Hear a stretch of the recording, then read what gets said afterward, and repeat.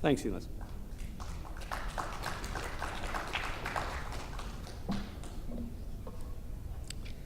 Okay, I'm going to speak for about 20 minutes, and then I hope that you will all address the themes and also the parallels to today or the differences between what we've heard at the conference and today, and maybe some of the things that we've learned from the conference that we should be aware of and be careful about today. So a couple of preliminary remarks. I'm going to adumbrate, I'm going to sketch some of the main themes addressed at the conference. To be sure, not all speakers were on the same page. There were a few strongly dissenting voices who hewed to what I consider the traditionalist views. Given time constraints, however, I will focus on the new tendencies that have been analyzed here. Okay. Can everybody hear me okay? I'm not used, okay. Okay. With my apologies to Abraham Lincoln, or Lincoln, in the accent of the inimitable Hyman Kaplan, I am confident that the people gathered here on this battlefield will long remember what has been said over the last few days. The only question is what took so long before historians, journalists, and Jews acknowledged what really happened or didn't happen in Washington and London in the years of the Third Reich. More accurately, why did so many serve as shills in the Jews' darkest hour?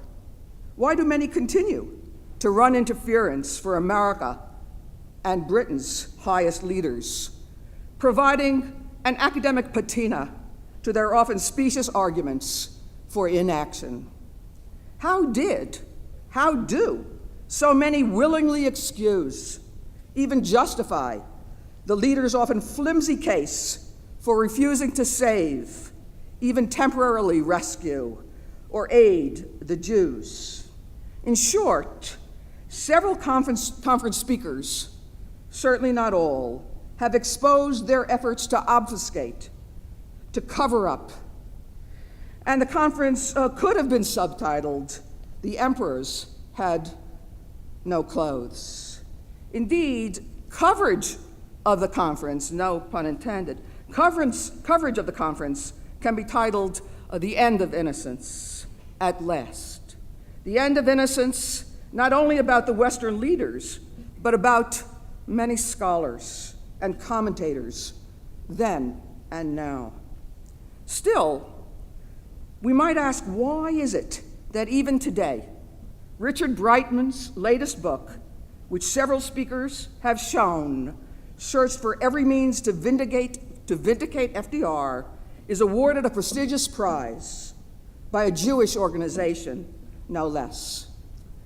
Perhaps we should beware of books that smugly boast a new, balanced approach. In other words, oh, the rest of you are not balanced, but I'm balanced.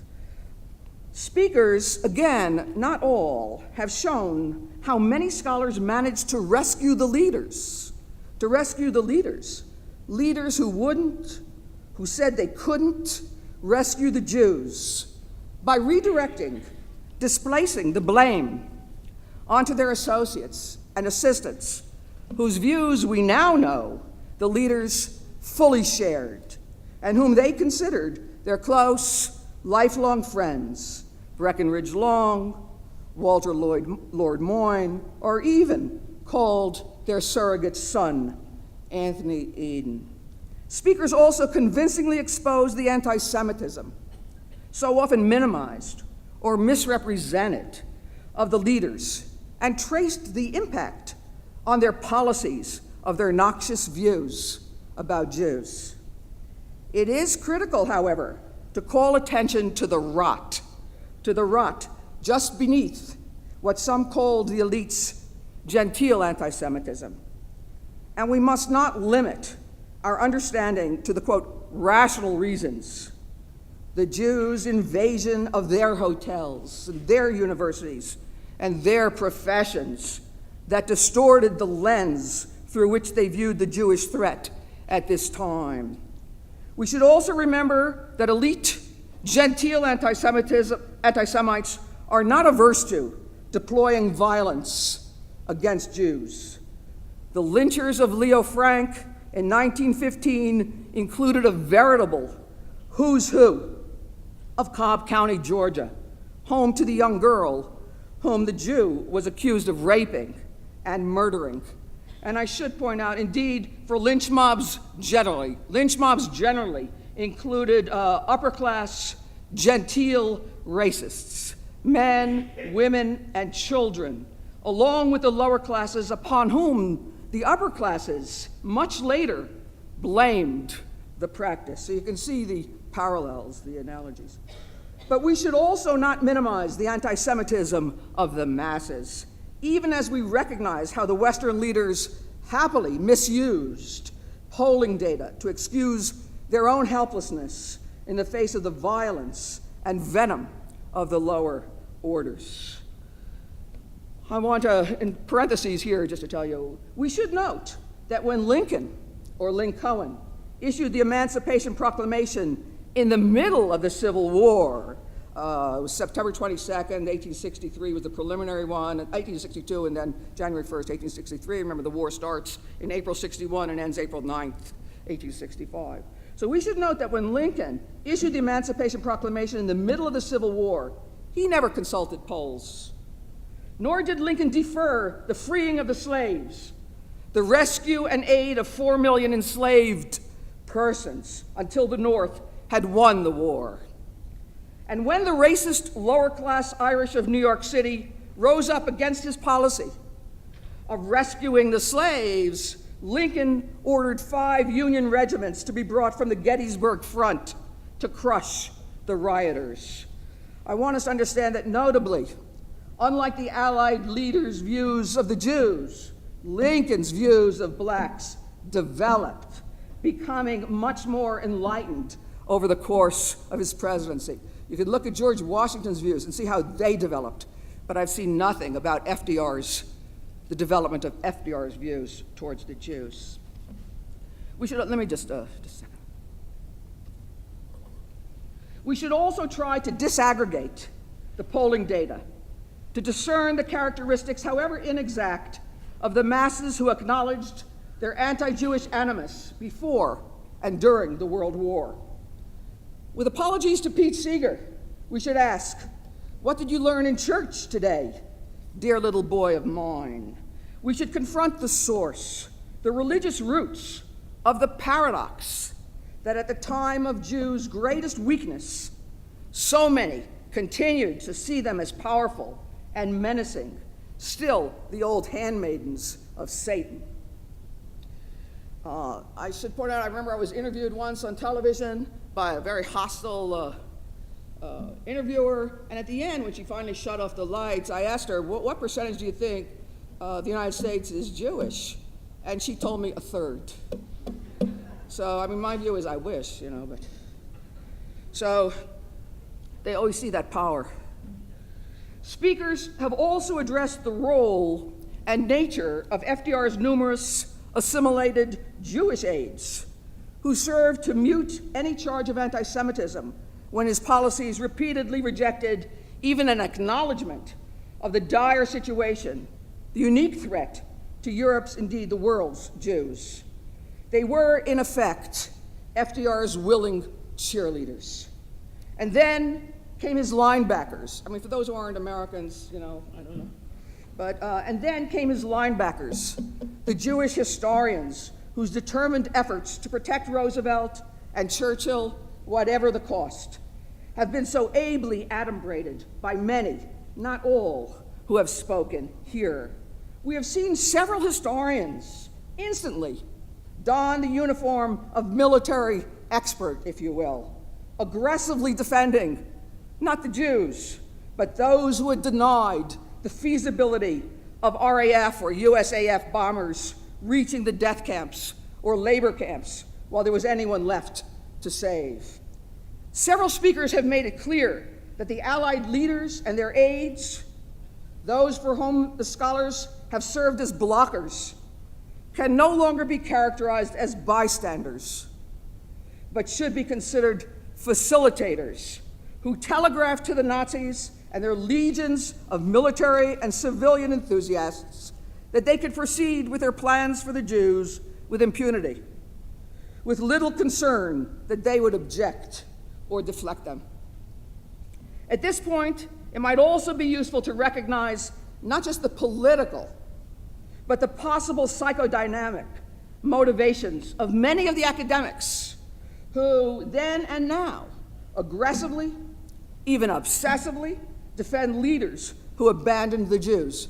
And whenever anybody is obsessive about something, it usually triggers off that something else is going on than their rational explanations. Abandonment is, after all, our earliest and therefore most enduring fear, the terror of the child in the darkened room, crying out hysterically until the rescuer, the parent, appears. And here are the scholars insisting, despite all the evidence to the contrary, that the Father Roosevelt, Churchill, never abandoned them in their darkest hour. He didn't really know how much they were in need of him. Certainly he would have come if he could, or would he? And then there were the leaders of the Jewish organizations and groups, several so absorbed in undermining each other's approach to rescue that they dissipated the impact, however limited they might have had. Who can ever forget that Nahum Goldman informed State Department officials that Stephen Wise regarded Peter Bergson, quote, as equally as great an enemy to the Jews as Hitler, unquote, with Goldman adding that he himself didn't understand why the government didn't deport Bergson or draft him. We should consider why Jews, why any minority group, but perhaps more ferociously Jews, displace their rage against the powerful oppressor group, redirecting it toward themselves. And here, we must also recognize the rewards, the honors the elites heap on those who direct their venomous voices and poisonous pens to other Jews. Witness their celebration in the New York Times, the New York Review of Books, their ubiquitous presence as experts on CNN. Many speakers have documented how much reliable, verifiable data were available and well known to Allied leaders by the summer of 1942 about the implementation of the Nazis' program to annihilate Europe's Jews. But the speakers also exposed the simultaneous, strenuous efforts of the British Foreign Office and Ministry of Information, a truly Orwellian name, to muzzle the press or lead journalists to disingenuously advise their readers to approach the reports of atrocities with caution, with skepticism. I want to add here that, again, in terms of the Civil War, when there was an atrocity at Fort Pillow, April 1864, the U.S. Congress, blacks were burned alive. The genitals cut off, stuffed in their mouths, not only to feminize them, but penetration to feminize them. Congress instantly investigated, instantly investigated this atrocity, publicized it, deflect the South's view of saying that, oh no, they were trying to run away. You can't run away when you're manacled to the ground and you're burned and you're alive in your tents. And Congress then acted, passing very, very muscular legislation within 2 months of that. And the blacks, seeing the support of the U.S. Congress, went into battle subsequently, for example, in Charleston with the battle cry, "Remember Fort Pillow." That's what was done then. So I think we should often use some comparisons. So, but the speakers, again, let me just, some speakers uncovered how much the leaders knew, even in 1940, of the starvation diet and extreme crowding of the Warsaw Ghetto. These speakers have effectively challenged those historians who insist that a, quote, fundamental disconnect existed between ghettoization and the Nazi policies of 1940 to 42 and the gas extermination program that followed, of course, to neither of which the leaders objected. One speaker focused on and analyzed the earlier critical years between 1930, when the Nazis gained power, and Kristallnacht in 1938, showing how during this period, Nazis already engaged in endless, overt, sadistic assaults on Jews, how they openly animalized the Jews, how they communicated that the Jews were excrement, all the time moving aggressively to prevent the Jews' ability to earn a living or to go to school. They thereby telegraphed Nazis' medieval barbarism and intent to rid Germany of Jews within a generation to anyone willing to acknowledge it. Well, it's not inevitable. It's also not a long or winding road from identifying Jews as cattle to loading them on cattle cars or carting the excrement away. And here we were again confronted with the Western leaders refusing to respond, even while lacking the excuse of preoccupation with war. We were also shown, however, the massive, muscular response of tens of millions of grassroots Jews around the globe, along with the pathetic efforts of a number of Jewish leaders to thwart or quash their militant protests. In contrast to the Jewish grassroots, the Western leaders and the larger populace, having long accepted Christendom's burden to, quote, preserve the Jews in misery, would now readily dismiss the possible annihilationist implications of the latest assault led by a 20th century Haman on those stiff-necked, parasitic, satanic Jews. Finally, in our own time, we are confronted once again with the efforts of so many to deny the apparent darkness, the gathering storm, to mask the threat, dismissing it as only a rational, understandable response now to that insufferable Jewish state, which in any event is only exaggerating the menace of another peaceful ideology.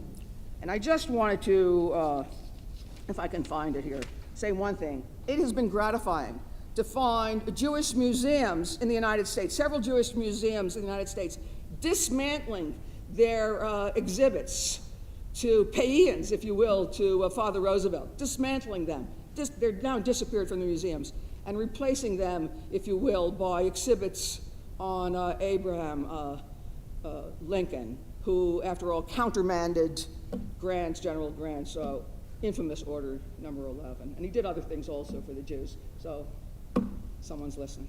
Okay. So, anybody want to comment on this, but talk about it?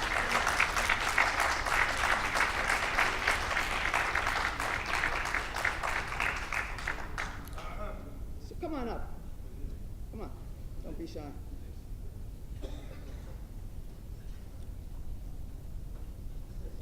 Yeah, this is your last chance. I get to finish my espresso. As I listened to the program, I kept on wondering one thing that wasn't addressed, and that is, why was Roosevelt so admired by the Jewish community, even until this day? What was it? Roosevelt was able to do these, or not do these, what he should have done, that if immediately affected the Jews, and yet he was enormously popular with the Jewish community. That's a mystery to me. I have no answer, but if anybody else does, I'd love to hear it.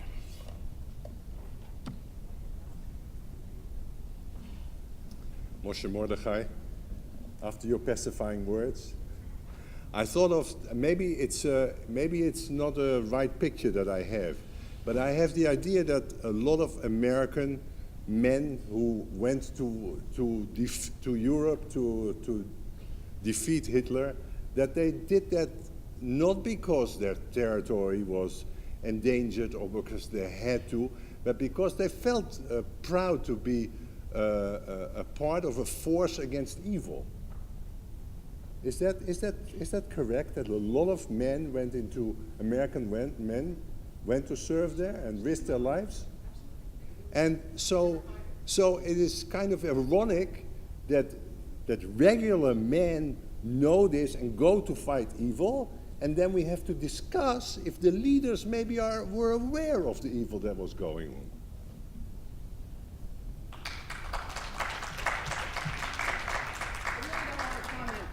You know, just to tell you, they certainly knew what was going on. And, you know, on your dog tags you had Christianity, but you had an H for Hebrew. And so many of them knew what was going to happen if they left that H on. So many, you'll see in all these cemeteries for soldiers, crosses, but many buried under there are Jews. So your selfhood is doubly denied. You fought for what you said against this evil, and even your Jewish identity is denied, buried under the cross.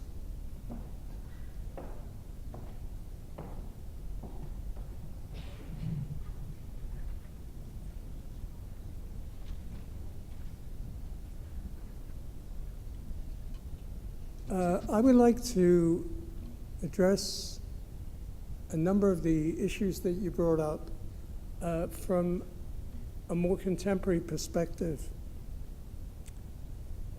The first thought which occurs to me, and I've often asked myself this, when confronted with the current wave or successive waves of hostility towards Israel, and now the self-evident rise, not to say crescendo, of anti-Semitic expressions that often accompanies that. One thing that strikes me about the West in this context is what I would call the good conscience, but the unjustified good conscience that the Western democracies have with regard to exactly the question that's been discussed here over the last few days.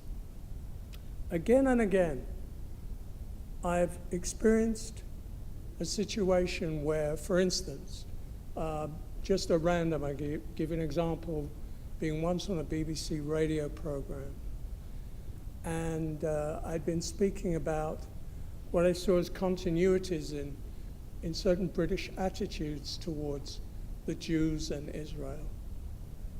And this was an open program, so listeners could call in.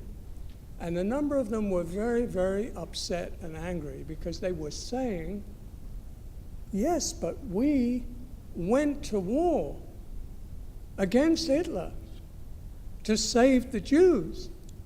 This was an astonishing kind of misconception that appears to be very widespread, not only in Britain, but I'm quite sure in the United States, in Canada, in many countries, Australia, and so on. The good conscience, which doesn't exist in Europe for self-evident reasons, because so many European nations collaborated actively or were perpetrators, along with the Germans.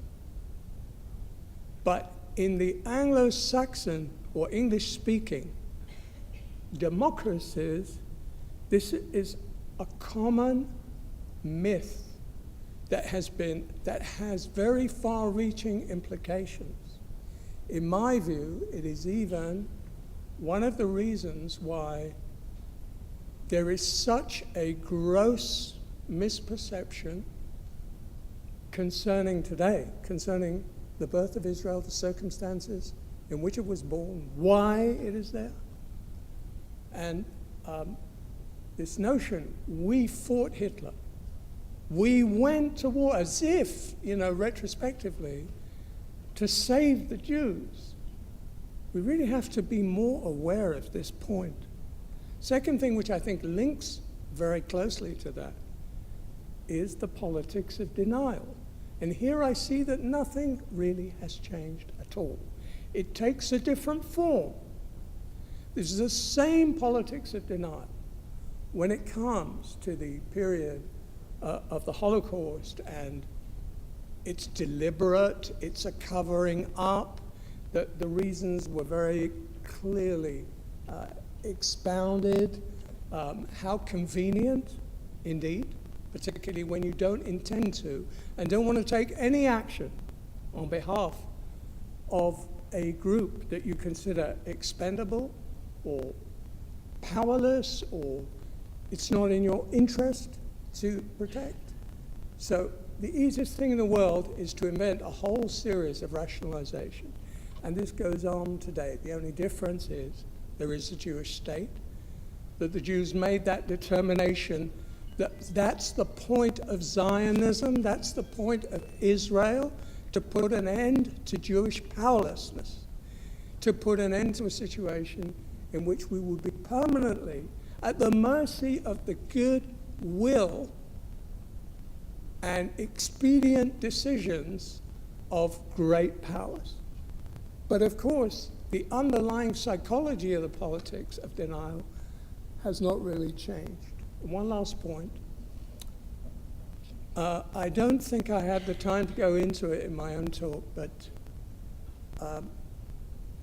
when I studied Nazi policy, and in particular the way that Hitler through the 1930s and then into the war itself paid close attention to what decisions were being made, in fact, in the West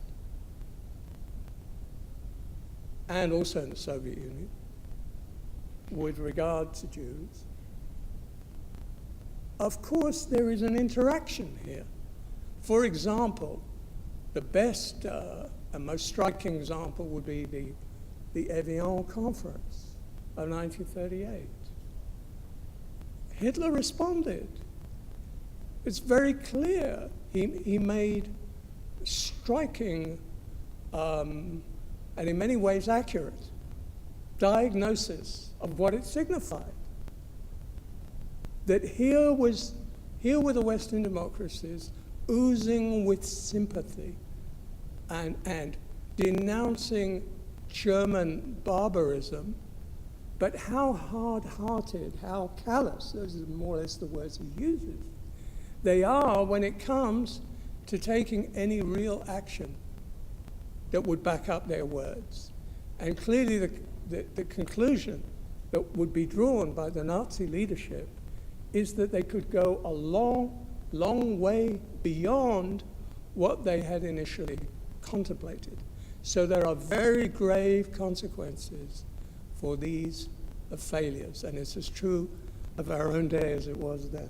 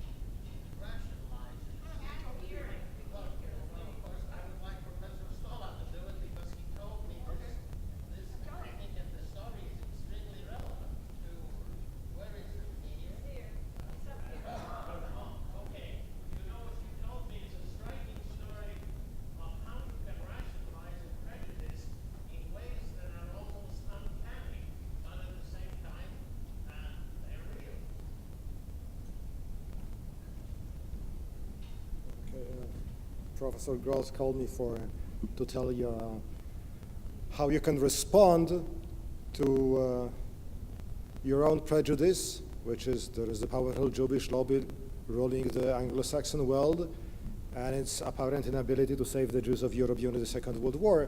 So what you see in the underground right-wing newspapers, I mean illegal newspapers, bulletins during the war, is this moral condemnation that these powerful American and British Jews do nothing to save their brethren in occupied Europe. That means you can maintain the opinion that Jews rule the world, and even from this presumption you can reach the conclusion that even more abhorrent because they are powerful and don't help the people of their own when they are in need.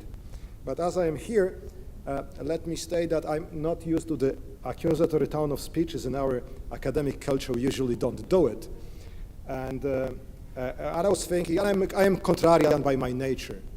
when I was listening to Dr. Pollack, I thought that after all, Roosevelt and Churchill did something a little bit. Namely, they mobilized their nations to fight against Nazi Germany, which we shouldn't forget. And coming from Poland, knowing that they did almost nothing to save the Jews of Poland, they betrayed Poland as a state in Yalta to the Soviets, exactly paying Stalin for the price Soviet Union paid for destroying Nazi Germany. But still, I think if they did it slower than they did, possibly I wouldn't have been born in Warsaw some 20 years after. Or if I was born, I could have been born as a slave worker in a concentration camp if American help came too late. Because without American help, Soviet Union wouldn't have defeated the Wehrmacht on the Eastern Front by any doubt. Thank you.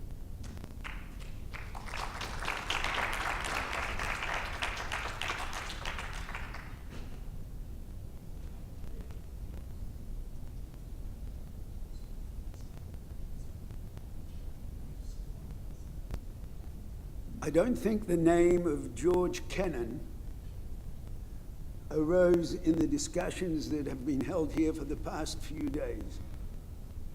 But it is interesting to note that George Kennan, who was the author of the long telegram and the person that expounded the whole policy of containment and was a State Department official for many years and subsequently ambassador of the United States to Yugoslavia and then to the Soviet Union. He was in the consul or the consul of Berlin in the period of the first years of the war when the United States was not involved in the war from 1939 to 1941. And I thought to myself, it would be very interesting to see what his dispatches disclosed about what he knew and what he had seen and how he had reacted towards what the Germans were doing towards the Jews.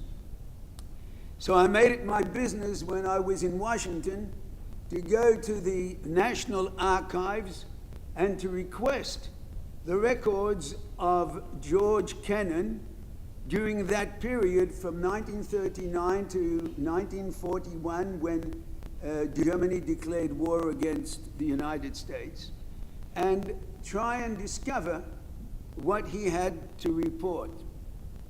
The response of the officials was that a fire had broken out in the archives of the United States in Washington, and that George Kennan's records for that period had been completely obliterated.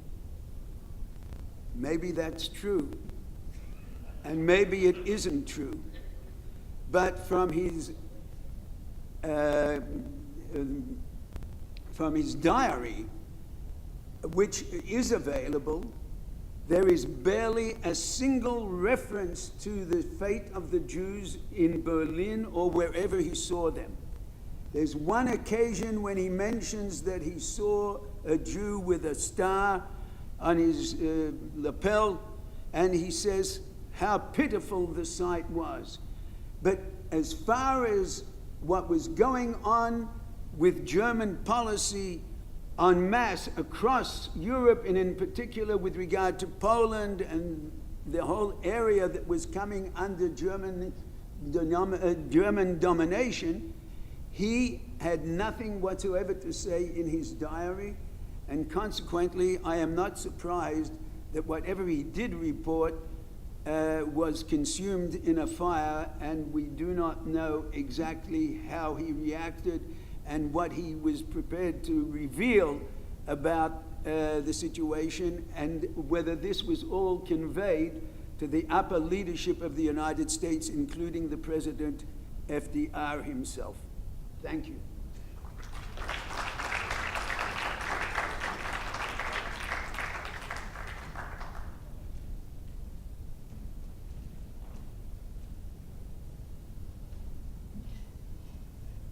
Professor Slonim has just mentioned some of the ways in which information has been covered up in democratic Western countries about this subject.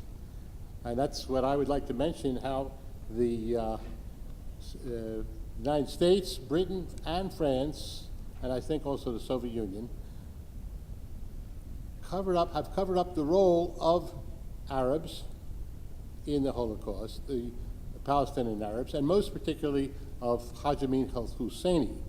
Now, people know that he was the top leader of the Palestinian Arabs. He went to Berlin during the war and took part in the Holocaust, encouraged countries like Bulgaria and Romania, Hungary, to send Jews, including Jewish children, to Poland, where he said they would be under active supervision, because he knew what was going on. Active supervision was his euphemism for what was going on there. Now, after the war, he was able to get to Paris, where the French government put him in protective custody, and he was there for about a year. But he's free to come and go. He was in like sort of a house in some estate or home outside of Paris, but he was able to travel around, meet people, and discuss politics. He somehow disappeared after a year in France, a year after the war, about, I think it was in May or June 46.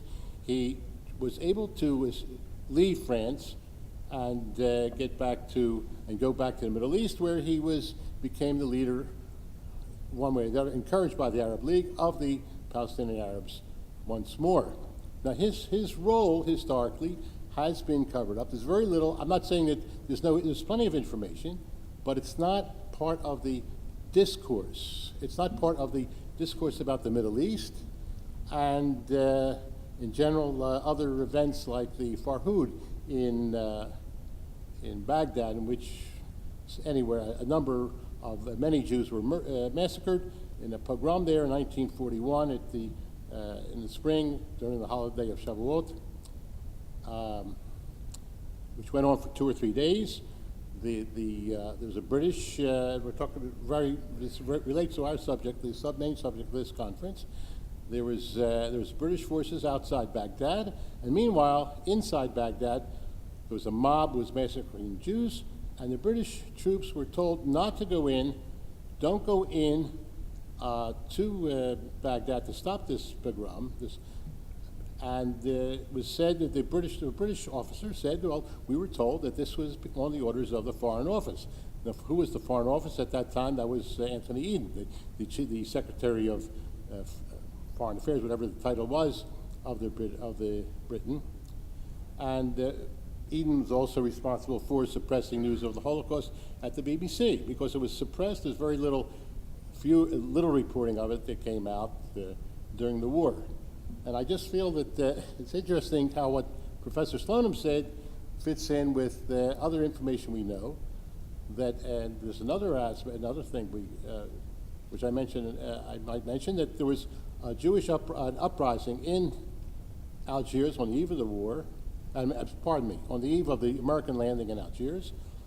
Mainly 80% of these participants in this revolt were Jews. Took over the city of Algiers and made it possible for the American troops to land without firing a shot, without casualties, whereas in Casablanca, about 500 Americans were killed. Now, this episode is not mentioned in most in the official U.S. Army accounts of the war in North Africa. This is not mentioned, although there's one account of an Army history which does mention very briefly that there was such a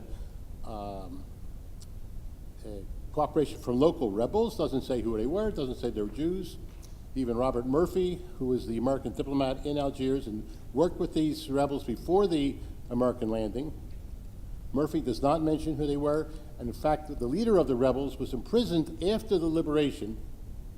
You hear this again? The leader of the rebel, the mainly Jewish rebels in Algiers, named José Abdelkader, he was imprisoned by the new government after Vichy was after the liberation, after American troops were in Algeria, and he was kept in jail for several months. And this, with the knowledge of Murphy, and Murphy did not object as far as I know. So I think there's certain things that have to be discussed, that it wasn't merely the refusal to save Jews, but also the cover-up after the war of the role of Husseini, and even in certain cases where, let's say,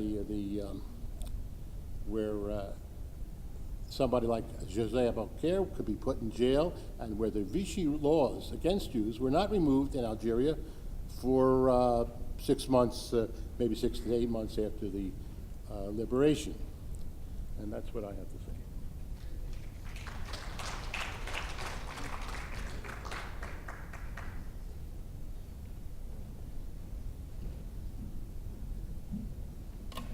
I have just a very quick point to make. Because Breckinridge Long seems to be almost the only official of the Roosevelt administration. Obviously, he had a major role in what happened, but there are plenty of other people of terrible Roosevelt appointments that we could get into.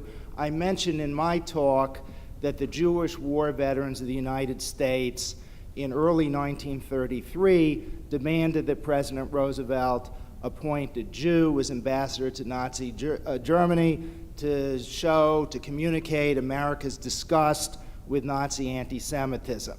When William Dodd left the ambassadorship to Nazi Germany at the end of 1937, who does Roosevelt appoint?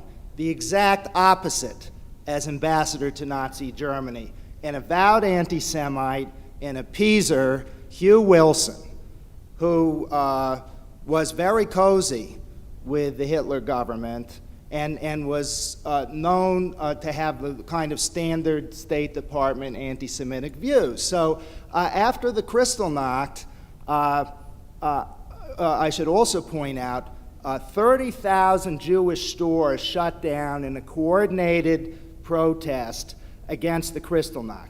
30,000 small shopkeepers shut down their stores across New York City. These are people who are working 14 hours a day or so and really would have a hard time losing the income from shutting down their stores. But they do it. A lot of them are demanding that Roosevelt end U.S.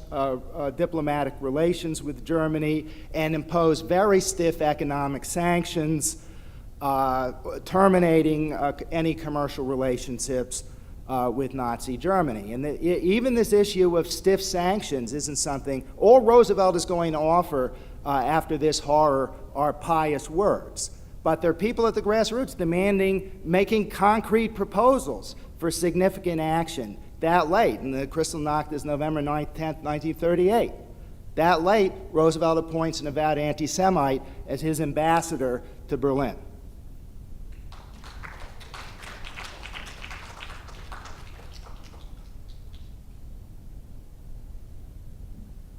Okay, the bearded left side here is speaking, apparently. The men with beards, the angry men with beards, yes. Here, so no, I just wanted to respond on a few points, Dr. Pollack. There was a question raised about why the Jewish leadership did not push Roosevelt. I suspect, I would just say, I think it's common sense, in my view, that you don't ask the question you don't want an answer to. And I think if you knew that the answer was going to be no from Roosevelt, you wouldn't ask the question, at least to leave it ambiguous, so that maybe tomorrow the answer would change. I think that would be one. The second one as to why there's so much pro-Roosevelt sentiment in the American Jewish population. I would just point out for those unfamiliar with the U.S. situation, obviously many Jews emigrated in the late 1800s and early 1900s, had to deal with things like the Triangle Shirtwaist Fire, et cetera, and terrible working conditions and tenement living in the Lower East Side. And when you combine that with a traditional sense of social justice, there's a great emphasis on the underdog, helping the underdog. And Roosevelt being the premier champion of the underdog as seen in the Depression, I think there was just an immense amount of loyalty to that. Perhaps too much in this case because it wasn't dividing out by issue. Yeah. And then there was raised the question of Israel and Palestine and the link to anti-Semitism. I think that that's it, in a way, it's a backhanded compliment because the left, certainly in the U.S., tends to be very much in favor of the underdog, and it's a backhanded compliment to Israel being as strong as it is, that you switch from the kibbutzim to now you're helping the Palestinians and all that. The only problem is, of course, is that this links up to the old anti-Semite cadre saying the all-powerful Jew, and it's becoming ever more a very bad synergy. And finally, there were a couple comments about the Christian response. I can't speak to all of my co-religionists out there. There are well over 1 billion, et cetera, nor for any particular denomination. I'll simply say that there are very many bad Christians, though I think Christianity would admit that as doctrine. And if there were figures like Father Coughlin, et cetera, or Roosevelt, nominal, I guess, Calvinist of some sort, and then Episcopalian Churchill, if there's a religious critique, it's that they did not affirm Christ with their anti-Semitism, but rather betrayed him. Thank you.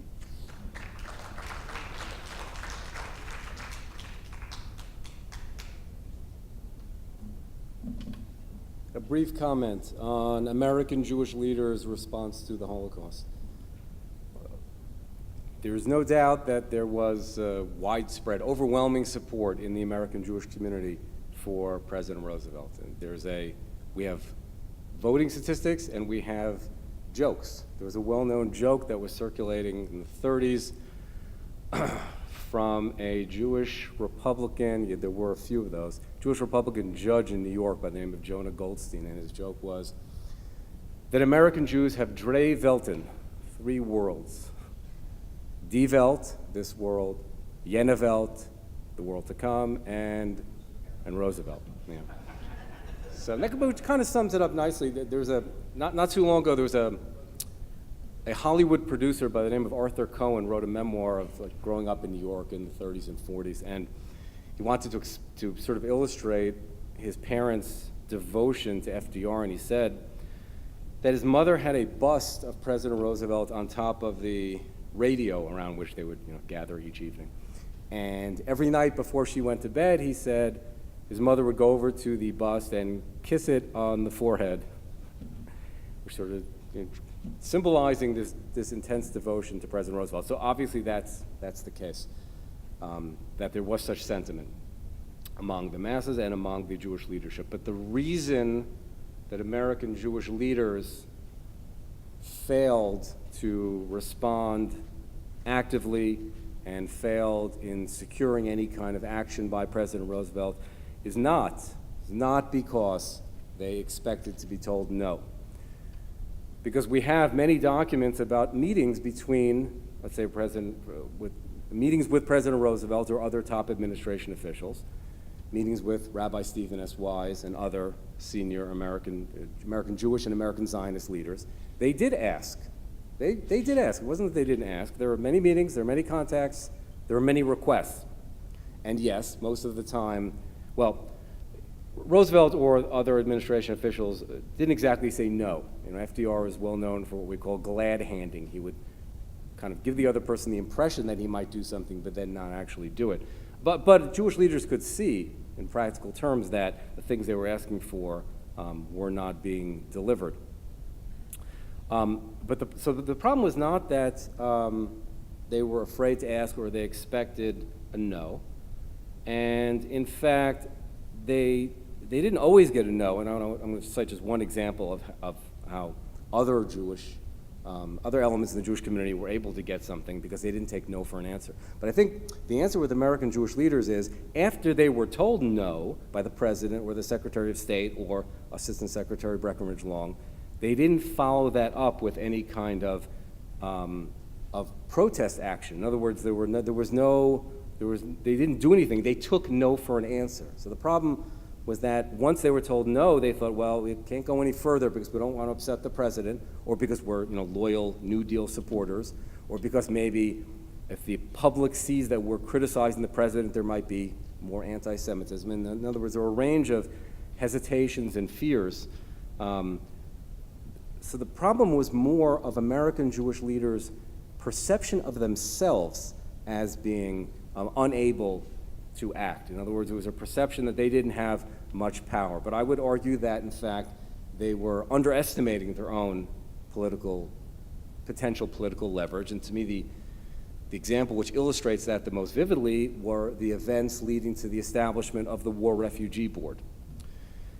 Because in that, and I'll just very briefly sum up what happened, in the autumn of 1943, when the Roosevelt administration was saying, we can't rescue anybody, the only way to save the Jews is to win the war, which means do nothing and allow the killing to go on until the war is over. That's what the administration was saying. And the mainstream Jewish leadership their position was, well, we can't challenge the president. And into this situation stepped the dissidents known as the Bergson Group, whom we have not really discussed much in this conference, but we're out of time, obviously. But these activists used unorthodox tactics that were unorthodox for that time, such as placing full-page ads in the newspapers, organizing protest rallies, in one case mobilizing 400 rabbis to march to the White House, which was the only rally held in the nation's capital to call for rescue of the Jews during the Holocaust. And it was the Bergson Group which persuaded members of Congress to introduce a resolution calling on President Roosevelt to establish a government agency to rescue Jewish refugees. When hearings were held on this resolution, Bergson himself testified, and many other supporters of advocates of the refugees, like Mayor LaGuardia, for example, testified in favor. Remarkably, Rabbi Stephen Wise testified against the resolution. Not because he was against rescue, but because he didn't want to be usurped by these young radical activists, the Bergson people, and because he didn't want to upset the administration. And this is the key point. The Roosevelt administration opposed the resolution tooth and nail. They fought it tooth and nail. They sent Assistant Secretary of State Long to Capitol Hill to testify against it, to persuade congressmen to oppose it. They did not want Congress calling on them to create a special government rescue agency. So despite that, despite this, the position of the administration against the resolution, a combination of protests by the Bergson Group, pressure from Congress, and very important behind-the-scenes pressure by the staff of Treasury Secretary Henry Morgenthau, combined in late 1943, early 44, to put tremendous political pressure on President Roosevelt, and ultimately forced his hand so that he heeded the congressional plea, and he created the War Refugee Board. In the middle of a world war, a president was forced by political pressure to make a foreign policy decision that was completely contrary to what he and his administration wanted to do. They had just spent 3 months fighting to stop this resolution and ended up doing what the resolution asked of them, which is a remarkable political achievement, not secured by the Jewish leadership, in fact secured over their objections by a group of dissidents who had no standing and no real funding and were not a serious force in organized American Jewish life. And that War Refugee Board accomplished some miraculous things. Now, I'll sum up here. Now, the War Refugee Board was a government agency. Remarkably, however, and I don't know if there's any precedent for this in American history, even though it was a government agency, it received almost no government funding. FDR gave it a little token initial grant. 90% of its funding came from the Joint and from the World Jewish Congress.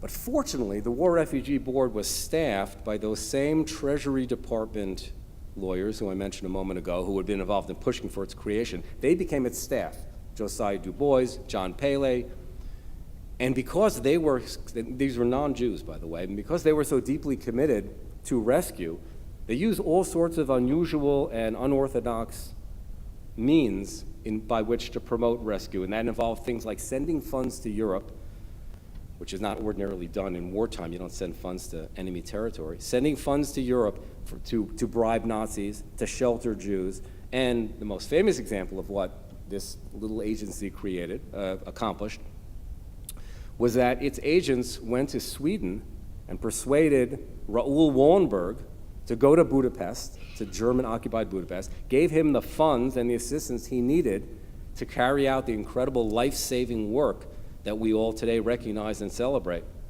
Well, Raoul Wallenberg would not have been in Budapest saving Jewish lives if not for the War Refugee Board. And the War Refugee Board would not have come into existence if not for the pressure from those in the American Jewish community who recognized that they did have political leverage and who had the courage to use it. Thank you.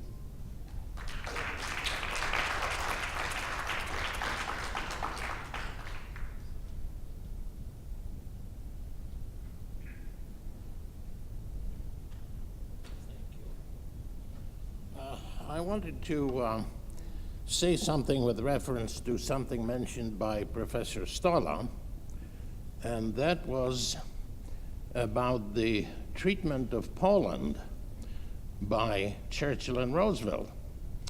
And this is really very interesting because it testifies to the characters of these people.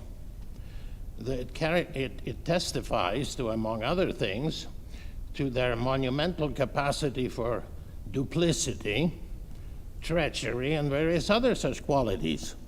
Because it's perfectly obvious, here were two leaders who got together in August of 1941 and put together a beautiful document called the Atlantic Charter, which called for self-determination, for freedom, for all of those things. And then they got together with Joseph Stalin, whom they wanted to do a lot of heavy lifting, so to put it, in World War II, and whom they, incidentally, they wanted to employ in a campaign against Japan later on in the war, when the question of how good the atomic weapon would be was still a very open question. And what did they do? They monumentally betrayed the Poles. The United States did, and Great Britain did. They agreed to the so-called Curzon Line and gave Stalin and the Russians half of Poland, of course, the cities of Vilna and Lvov best known, but a whole lot of places, certainly about half of pre-war Polish territory. And this was Britain, which went to war in 1939, presumably in defense of Polish sovereignty and independence. They did so behind the back of the Polish government in exile. And in my book, Accomplices, I especially highlight this in the confrontation which occurred between Winston Churchill and the Polish Prime Minister in exile, Stanisław Mikołajczyk. Mikołajczyk was taken aback by the fact that nobody told the Polish government in exile that they were about to lose half of the country without asking a single Pole or a single inhabitant of these areas who they wanted to be part of, or citizens of what place. And incidentally, of course, the takeover of Polish Eastern territories was, even though it is said to be somewhat compensated by the acquisition of Western territories from Germany, from a defeated Germany, nevertheless, in its essential as a process, it was a ripoff. That is, their properties were taken away, their lands, their houses, and so forth and so on, and they were simply moved out. And Winston Churchill and Franklin Roosevelt agreed to this behind the backs of the Polish government, and they informed Mikołajczyk, or Mikołajczyk essentially found out about it long after the fact. So this was very interesting, and certainly testifies to the qualities of these leaders. You know, sometime before the election in 1944, President Franklin Roosevelt, who was certainly eager to be re-elected in 1944, asked a lot of Polish leaders to come and visit him in the White House, representatives of so-called Polonia, the people living from Poland living in America. And conspicuously, he put up in the White House a big map of Poland. And the map of Poland that he put up was the pre-war Poland, which included Vilna and Lvov. And he did it when he had already agreed, he and Churchill with Stalin, that those things would be annexed into the Soviet Union. Now, of course, these are testimonials to qualities that are not especially attractive in these leaders, and they can only be defended by the proposition which people often use that, well, all politicians cheat, steal, kill, do all these things, so therefore it's perfectly okay that it's perfectly understandable that they did that. So that's one thing. Another thing I wanted to mention is that in the Holocaust literature, sometimes there is what might be called, what I like to call, the soccer ball theory of political action. Soccer ball theory applied to the American presidency or any executive power. And the idea is that the executive, the president, only does what the sum of interest group pressures on him is. If people come together and push him in a particular direction, then this is what he does. If they can't agree on it, then he doesn't do anything, and so forth and so on. Well, this is certainly not a very complete view of how executive power operates.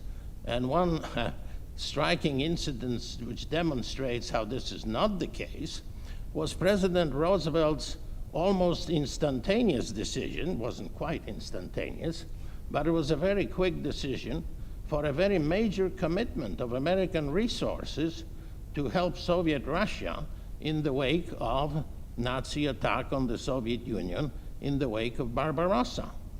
And you will find an account of this in Robert Sherwood's book, Roosevelt and Hopkins, published, I believe, in 1948, in which Sherwood recalls how Roosevelt, within a relatively few days of Barbarossa, sent Hopkins to Moscow to talk to Stalin. Hopkins talked to Stalin.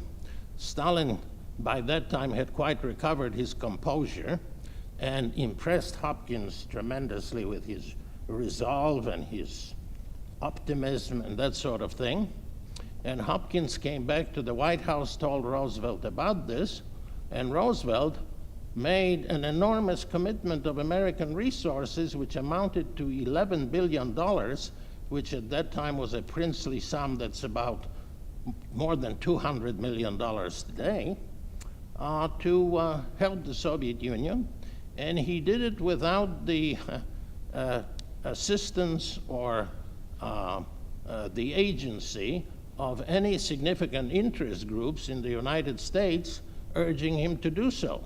If you went by public opinion polls, Stalin and Russian communists were American villains. If they had taken a vote on this, or if they looked among various groups to see who was in favor of it, they might have found a minuscule American Communist Party which might have said yes, but there was no great enthusiasm to Russian help Stalin. In fact, at the time, Harry Truman, when he heard of Barbarossa, he said, good, let these two terrible villains knock themselves out. That is what he said, and David McCullough records that in his biography of Harry Truman. So this is, of course, a very spurious theory, but it is very often used in Holocaust literature to say, well, you know, the Jews couldn't get themselves together. Some wanted to bomb Auschwitz, and some said, don't bomb Auschwitz. Some said this, and some said that. And in effect, this amounts to saying that you can only have political action of some sort if all Jews agree on something, or all Americans agree on something, or all Britons agree on something, which of course is pretty absurd. So, two reflections of it. But certainly Poland was a testimonial to the personal character and propensities of these leaders, and it has a lot to do with how they dealt with the Jews, duplicitous men. Thank you.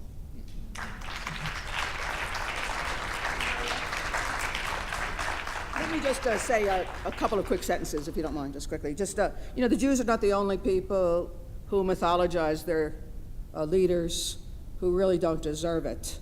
I think it's I mean, look at the blacks mythologizing JFK without any regard to the data. JFK, whose every judge that he appointed in the South, every Southern judge he appointed was a segregationist. And JFK, who was against the March on Washington, you know, August 28th, 1963, and we could go on and on. So I think maybe we should learn something about distrusting your leaders. How do you explain the Jews? 78% of Jews voted for Obama. And don't hold his feet to the fire. 78% of Jews, only blacks had a higher percentage voting for them. So the Jews continue, I think, to vote for these mythical heroes, or to mythologize these heroes.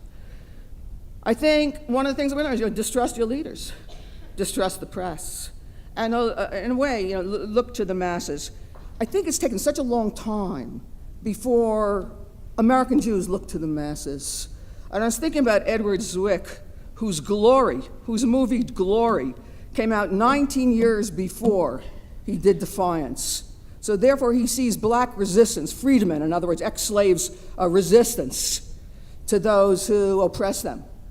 But Defiance on the Bielski brothers, and there really are so many other instances of Jews resisting in the forest. It took him 19 years before he, a Jew, would deal with that. And many of the characters in Glory are not really, if you look at them, they're really Jewish characters. Why is it that the Jews have not yet provided the narrative of Jewish resistance? And I also think about Poland. I don't agree with this idea of Poland really looking at what they've done with the Jews. And look at Hunt for the Jews, and look how Poland is looking at that book when we talk about that. Hunt for the Jews, which shows that it wasn't all gassing, far from it. Killing these Jews, and why did you kill her, ruining that dress? I wanted her dress. And make sure when you kill her, you get that knitting bag for me. And Poles are not, the book originally written in Polish, are not handling it well at all, so I'm not going to allow that to be whitewashed. Anybody else want to say something? Did you want to, anybody?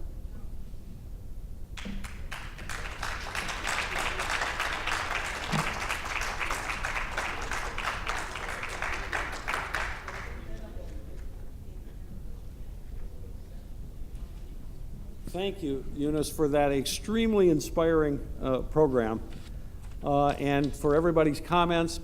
At this time, I want to thank the audience, those of you, and there are a few blurry-eyed people that have been with us for 3 days, and a few newer people. Thank you so much for attending, and thanks to the participants. You've absolutely been fabulous, and we'll be back in touch with respect to publication and a whole bunch of other issues. And at this time, I declare the conference adjourned. Thanks.